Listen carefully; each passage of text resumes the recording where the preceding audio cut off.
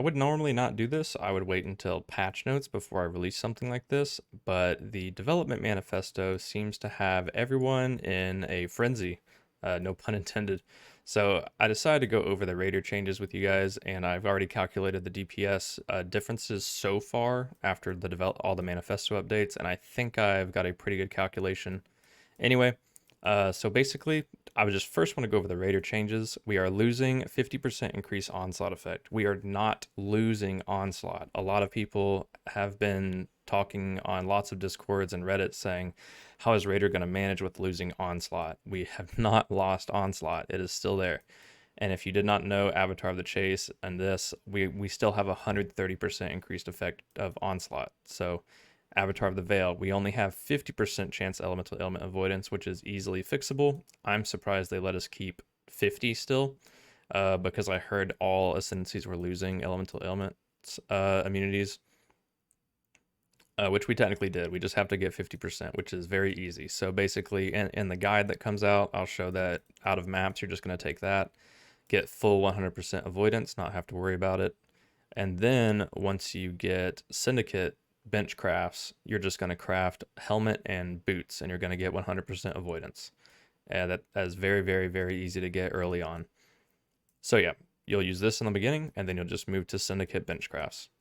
So anyway, I have made this jewel, the GGG Nerf Hammer Cobalt Jewel. So it takes into account all of the nerfs that I know of so far, as in Consecrated Ground Crit, Onslaught Effect, Movement Speed from Raider, Cast Speed from Arcane Surge, Unnerve from Blade Blast, Reduced Effective Movement Speed from Smoke Mine. We'll still be using Smoke Mine, but we are only going to get 1 second bursts instead of like full buff uptime. So massive nerf to like every ascendancy when it comes to movement speed too, because also this Quicksilver. Let me put this Quicksilver back in actually. Okay, so anyway, let's first go over the damage. So explosive trap is very inaccurate in Path of Building. We were originally at 10.2, but it's actually like 3 to 3.5 multiplied by this because it is I don't think Path of Building keeps into account all of the additional explosions that you get, because when you get the helmet with 2 additional, and then the skill gem also gives 8 additional, you're getting 10 additional small explosions, which Path of Building does just not keep track of. With this DPS, if all of your traps are stacked up, you can literally kill feared bosses in like 2 seconds.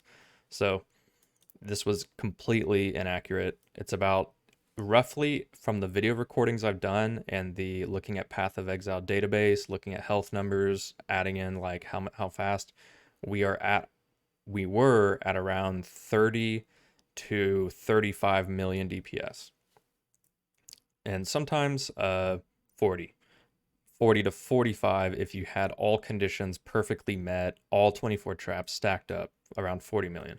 So we're actually at originally around 30 to 35 effective.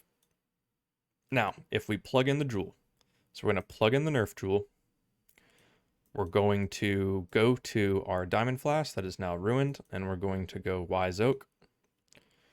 And we are also going to take off Unnerve. Oh, Unnerve is already taken off. Okay, so we're not unnerving anymore and all that stuff. Okay. So, and we're going to also take off our original Quicksilver to the new GGG's lovely nerfed Quicksilver. All right. So, basically, here it is.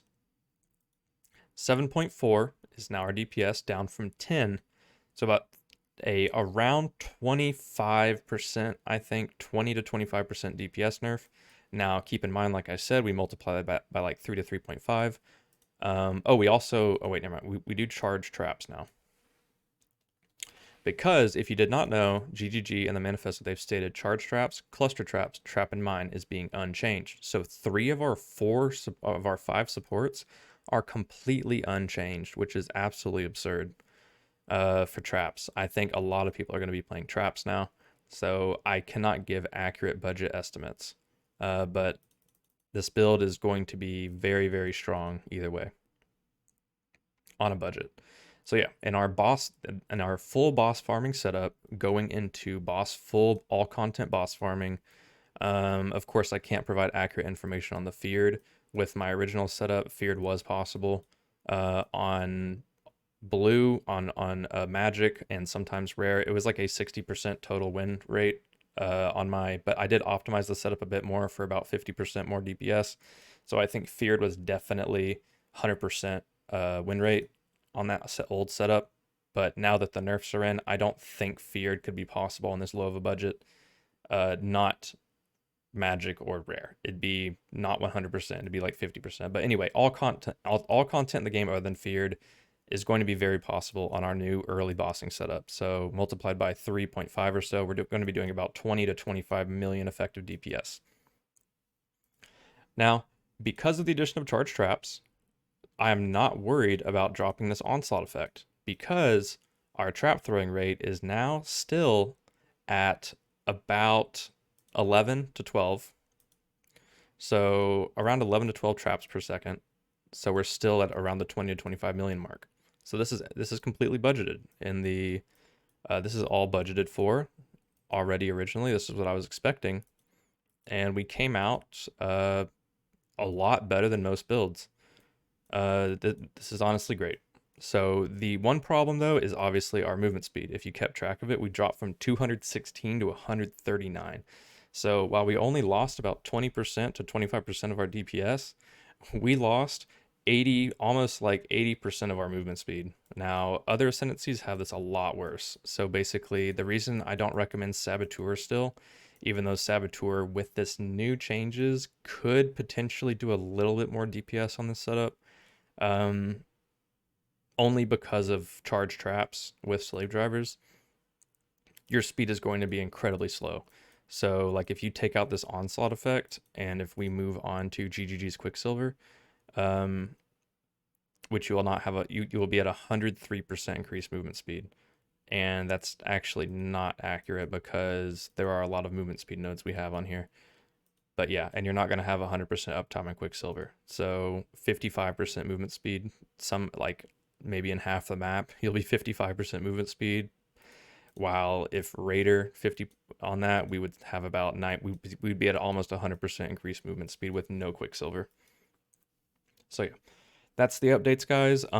Guide is coming out tomorrow. I will include Saboteur as an option for new players because new players don't really care as much about speed as they do just about, destroying the content and being tanky, because Saboteur is tankier than Raider.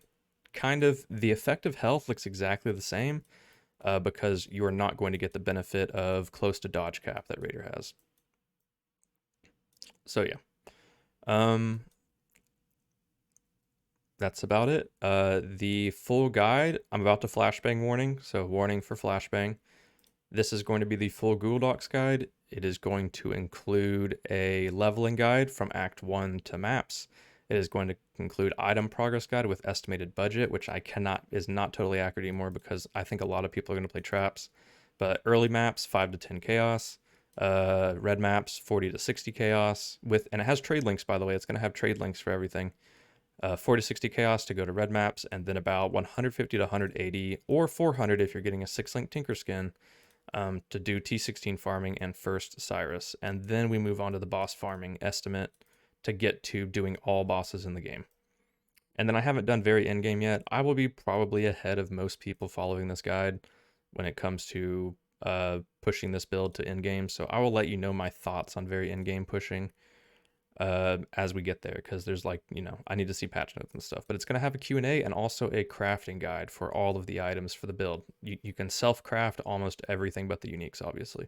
So hope you guys have a good one, and I'll see you tomorrow after patch notes for the full guide.